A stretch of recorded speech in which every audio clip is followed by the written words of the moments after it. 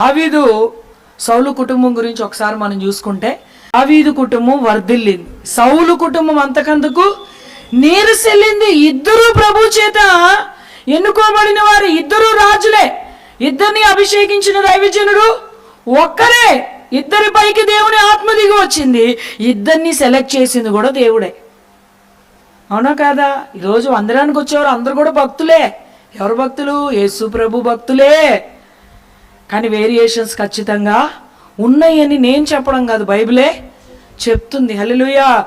మరి దావీదు కుటుంబం అంతకంతకు వర్ధిల్లడానికి, సౌలు కుటుంబం అంతకంతకు నీరసిల్లడానికి చాలా కారణాలు ఉన్నాయి. ఒకే ఒక్కసారి గొలియాతుని జయించి దావీదు ఏమైపోయాడు?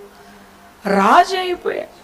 రాజు అయ్యాను కదా అని సౌలులాగా స్వచిత్తం చేసుకోవడానికి ఇష్టపడలేదు. రాజు అయిన తరువాత మరి ఎక్కువగా దేవుడికి విధేయుడై జీవించాడంట. హల్లెలూయా.